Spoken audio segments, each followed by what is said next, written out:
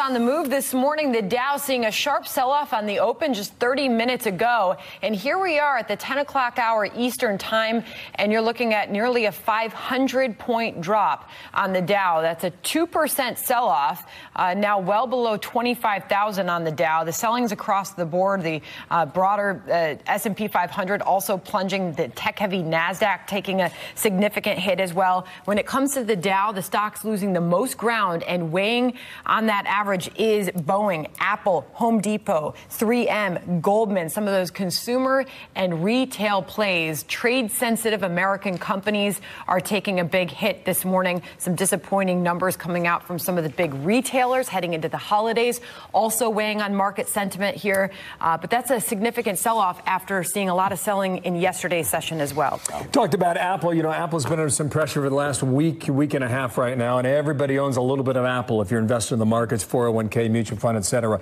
You talk about disappointment for earnings. Target came out with a number that was not so impressive, so we're starting to get a forecast right now for what the holiday season might or might not be. But Goldman Sachs came out earlier today suggesting Apple may see flat growth for the next year. Some of the suppliers. That would be a big change for Apple. And that's really what started to weigh on sentiment last week, was some of the suppliers to Apple were hinting at lower sales, lower demand for some of those iPhone parts. And then we saw Apple sell off. Apple is now in bear market territory. It's down 20% from its recent high. So it's not just a blip. There certainly is a bit of a trend there. So we'll keep watching these markets for you. Dow off 470. But first, the crisis at the border heating up this morning as a new ruling from a federal judge threatens the Trump administration's immigration policy. Welcome back to a brand new hour of America's Newsroom, everyone. I'm Sandra Smith. And I'm Bill Hemmer. Good morning. That federal ruling temporarily blocking who said this: Donald Trump cannot subvert the Constitution to protect himself and evade accountability. We want the court to make clear that the Senate must confirm Matthew Whitaker's appointment as acting attorney general. Otherwise, this temporary appointment violates the Constitution's appointments clause. Chief Intelligence Correspondent Catherine Herridge is live in Washington with more on this. Good morning, Catherine. Well, thank you, Sandra, and good morning. In the last hour, the Senate Minority Leader Chuck Schumer releasing this letter asking the Justice Department's internal watchdog to investigate any potentially unlawful or improper contact between the acting attorney general and the administration.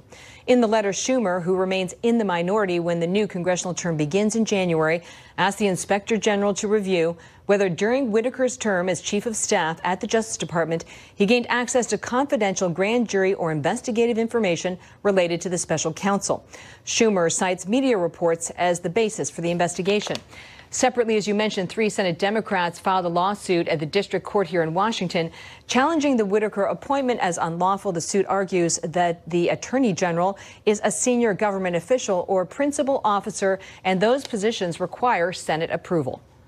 I think it's pretty widely accepted that his appointment is at the very bounds of constitutionality, and that we feel very confident, the three of us who brought the case, that we stand way better than even a likelihood of winning this.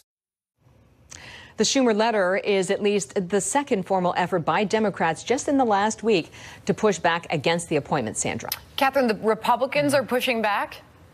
Well, that's right. Aside from President Trump, who very publicly backs Whitaker and the appointment, House Republicans are now stepping forward. They argue the Justice Department's Office of Legal Counsel, this is the group that provides legal guidance to the federal government, found, quote, the constitutionality of Whitaker's appointment is supported by Supreme Court precedent, acts of Congress, and past administrations. Here's Congressman Pete King. The Department of Justice, I thought, put out a very reasoned statement, very reasoned analysis as to why the Whitaker appointment is valid and does not require Senate confirmation. So, again, I think this is a side issue being thrown out there by the Democrats. Also, a senior outgoing House Republican urged the White House to name a permanent attorney general very soon, arguing it will mute the debate over Whitaker. It's an open legal question. There are good arguments on both sides, but he is the acting attorney general up to and including the time the Supreme Court says otherwise. I'm a lot more interested in who the next real attorney general is going to be. Whitaker gives a major public speech tomorrow at New York's Joint Terrorism Task Force, so we'll look for any indicators there as to his position, Sandra. Catherine Herridge in Washington, thank you. I want to bring in Jonathan Turley right now, a constitutional law professor at George Washington University, Fox News contributor, also our headliner today. How you doing, sir? Must be a Thank you. Special day being the headliner, right? Good morning to you and welcome back. Good morning. First on Whitaker, we're going to go through three topics. First on Whitaker, the White House argues he's in a temporary position. And history shows that you can appoint somebody in a temporary way up to 200, 210 days. And you could even argue beyond that. To that you say what, sir? Well, I think that the statutory arguments against Whitaker are quite weak. I think that he does meet the conditions of the statute. There's an alternative succession statute that people are saying that Rosenstein must be the acting attorney general. I don't think that's necessarily that clear. But having said that, I think there is a compelling argument to make under the Appointments Clause. You know, the Appointments Clause says that if you're attorney general, if you want to exercise those powers, you need to be nominated and confirmed. It sort of makes it sort of silly that you have to go through all that unless you just say someone's acting. So there is some legitimate objections here that a court's going to would have to review to answer. The problem is really going to be whether these senators have standing to bring this case, whether 3 senators will be deemed by the court to be the people that should be heard on this issue. Well, here's Senator Chuck Schumer in his own words. Putting aside Mr. Whitaker's many conflicts of interest and history of hostile comments toward the special counsel's investigation, his appointment as acting AG is in direct violation of the Constitution's Appointments Clause and should concern every American, regardless of party affiliation, who cares about the rule of law and justice in our country.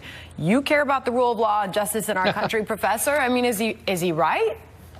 Well, look, I think there are legitimate concerns here, but this has been done in history. This has been done in the past. I'm actually a critic of using historical practice as a way of interpreting the Constitution. I think if it's unconstitutional, doing it over and over again doesn't improve things. But you know, the court has not rendered a decision on this. This still remains an uncertain question. I tend to follow the text of the Constitution. I tend to view the Appointments Clause as having the upper hand here. But it is certainly true that this is an unanswered question as of today. Okay, so we had Dershowitz on last hour, by the way. We gave him all 3 topics. Right now, you guys are 1 for 1, okay? On immigration now, topic number 2, the judge agreed with the Democrats about the port of entry, whether or not the law allows you to seek asylum if you enter the country from a legal port of entry. What is your feeling on that? Well, you know, I testified during the Obama administration against the president acting unilaterally to rewrite the immigration laws, and I feel the same way here.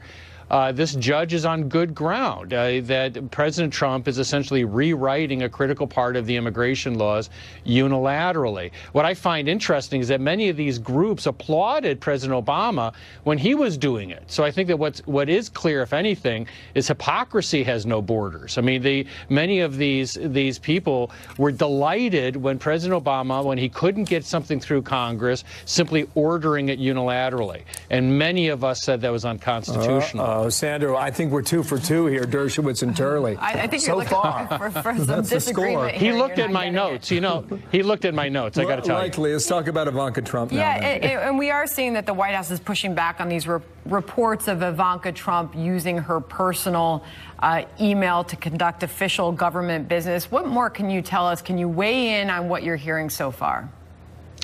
Well, I simply find this all baffling. I don't know what it takes to convince government officials to stop doing this. I mean, it's a rather long and steep learning curve, apparently, for too many people. There are differences. You know, in the Clinton case, you had a server housed in their house.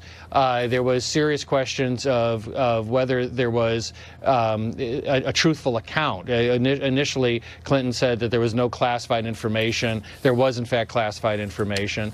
There was a risk. The Clinton people did not assist the State Department when they were trying to find out what damage had been done. So there are differences. But at the end of the day, you still have to say or ask, why? I mean, why would you do this? Classified information seems to be a higher bar. It is. And what apparently what the White House is saying is that this was in the early days. and she was talking about schedules, which kind of, it reminds you of Hillary Clinton's argument about the yoga schedule. Remember the emails? You know, I deleted them. It was just about my yoga schedule. But what the White House is saying is that this is not apples to apples. Do you think it is or not? No, I don't think it is. It is on all fours like what happened with Clinton. I think the Clinton matter was more serious. The type of information that was going through this private email doesn't really reach the same level as what we had with Hillary Clinton, who, after all, was the head of an agency that had classification authority in and of itself. But that doesn't excuse what is a really baffling and sort of strange practice. I mean, it's not like this wasn't in the press. You know, this is a president who ran on this type of violation. You would have thought of all the violations that might occur, this would be the last one that we would see coming out of the Trump administration. The way in which she and her spokespeople are pushing back on this, and specifically the comparison to Hillary Clinton, they're saying she did not create a private server in her house or office. That's obviously a direct reference to Hillary Clinton. There was never classified information transmitted. The account was never transferred or housed at the Trump organization. No emails were ever deleted. I mean, there's a laundry list of things that they provided. There are distinctions, and this is a good distinction between a venial and a mortal sin. Still a sin, but it's certainly not the same one. Well, on that count, you guys kind of split here. So he didn't copy all your notes. Jonathan Turley, thank you for your time today. Thank you. Get to get Turley and Dershowitz side by side, right? Headliners. Just go at it. Jonathan Turley, thank you so much in Washington, D.C. Thank you, Professor. Thank you. Former Georgia gubernatorial candidate Stacey Abrams still upset about her election loss. Was the election in Georgia statewide a free and fair election? It was not a free and fair election.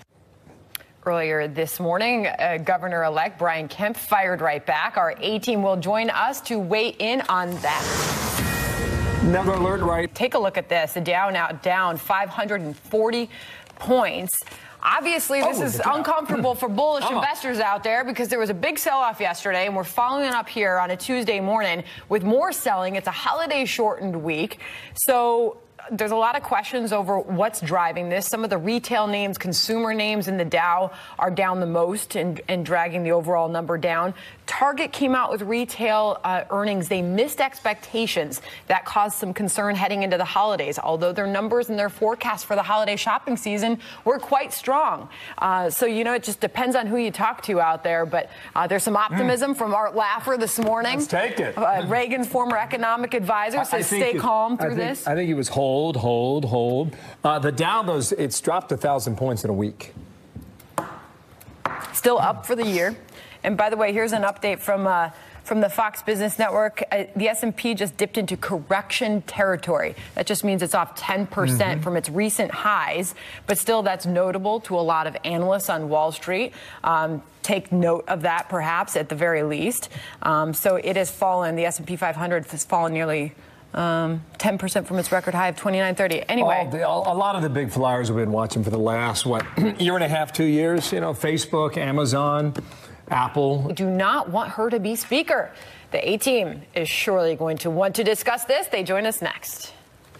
It's mostly like 14 men who are on that letter. I enjoy a tremendous amount of support from the women in our caucus.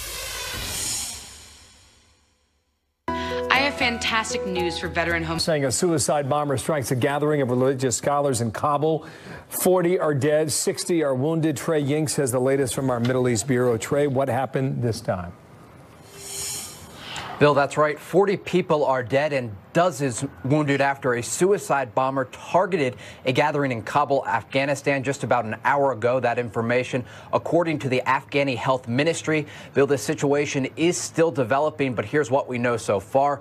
The gathering was reportedly taking place at the Uranus Wedding Hall to celebrate the birthday of Prophet Muhammad. AP does report that the Interior Ministry spokesman for Afghanistan says hundreds of religious scholars and clerks had gathered to mark the occasion when a suicide bomber detonated themselves themselves at that venue. The event comes just 2 days after the U.S. Special Envoy to Afghanistan met with Taliban leadership in Qatar to look for a peace deal with the Afghani government. The Taliban has controlled large pockets of Afghanistan since the mid-90s and is responsible for many terror attacks in the region. With that said, there is no confirmation yet about who is behind the attack today. ISIS has also carried out a series of bombing attacks in Afghanistan. Just a few months ago, 34 students were killed at a university when ISIS did detonate a bomb there. Now, moving forward, witnesses on the ground, Bill, say that thousands of people were inside this venue when the suicide bomber detonated, so officials do worry that the death toll could rise. Bill? Brutal stuff. Trey Yings, thank you from Jerusalem on that today. Thank you, Trey. House Minority Leader Nancy Pelosi facing some opposition. Her bid to return to the post of House Speaker. 16 House Democrats signing a letter that calls for new leadership. Doug Luzader is live in Washington with the latest on this. Doug.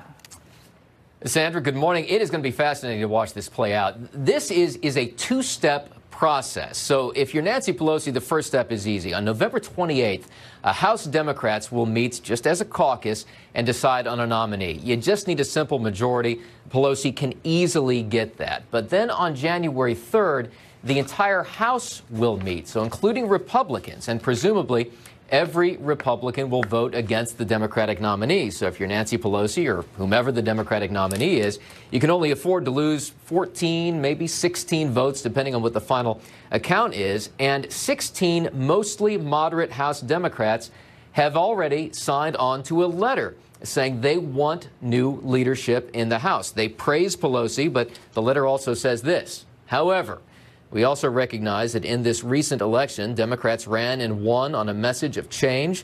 Our majority came on the backs of candidates who said they would support new leadership because voters in hard-won districts and across the country want to see real change in Washington. We promised to change the status quo, and we intend to deliver on that promise. So what does Pelosi have going for her? First of all, she is a great vote counter. She knows how to get votes, and she knows how to twist arms. And because many just assume she's going to be the speaker, she can make a lot of promises in terms of committee assignments and so on. And there's really been no central figure that has emerged to take her on. Ohio's Marcia Fudge has talked about possibly running for speaker, but she hasn't made a decision yet. So, Sandra, a lot of drama ahead here. Back to you. Indeed. Doug Luzader, thank you. I want to bring in America's A-Team. Brian Brenberg, Executive Vice President, Chair of Business and Finance, King's College here in New York. Hello, sir. Good to be here. Lawrence Jones, Editor-in-Chief, Campus Reform. Hello, sir. Capri Cafaro, former Ohio Senate Democrat Minority Leader and Executive in Residence at the American University School of Public Affairs. Hello, my dear. Hello, hello. Good to see you. I hope you all get a drumstick if that's what you want. At least I want a drumstick. I want to sit at your thing. Right, with the dressing and all that. All right, come on. I'm the pie maker up in Everybody's here. welcome. Waiting for the invite, right. crying out. Is she going to win this or not? I think she is, and here's why. I mean, look, I am always outspoken about the fact that my party needs new leadership, particularly at the federal level. I supported my Congressman Tim Ryan 2 years ago when he sought the leadership spot in 2016. But here's what's different right now. Number one, Pelosi actually was the leader when we won. She survived over almost 20 years when we've lost over 63 seats, for example, in 2010. And here's the big problem. The Democrats have not been able to come up with an alternative. So it's great to say we're going to have new leadership, but you got to have somebody to actually vote for. I know I got one final thing. Sorry. One more final. Okay, fine. You coming back to me? No.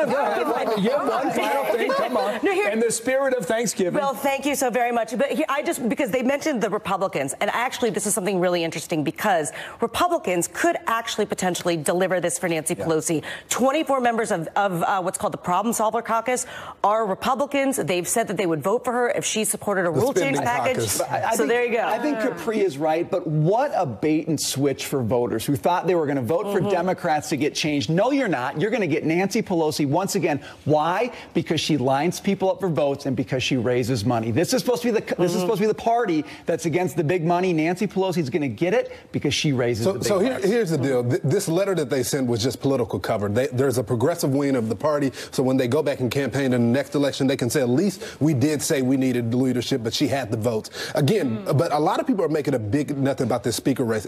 That's not the real issue. It's this new progressive wing of the party that's going to be just like the Freedom Caucus, that are going to block things in committee, that are going to block things from going to the floor. And both Republicans and Democrats are trying to stop those wings of the party. I thought we were the problem solvers caucus. You know, I thought Smith and Hemmer could do that. Race board from Georgia governor, guys. This is I did the math.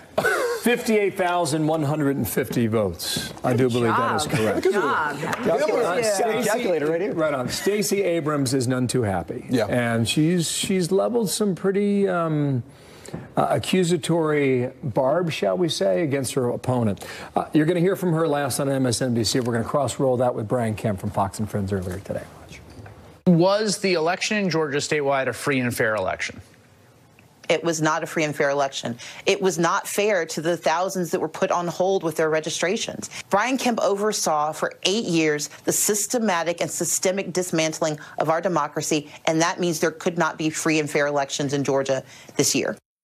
In Georgia, we have secure, accessible, fair elections. We make it easy to vote and hard to cheat. We check citizenship. We require people to show a photo ID when they go vote. And we verify this information before people go on the voter rolls.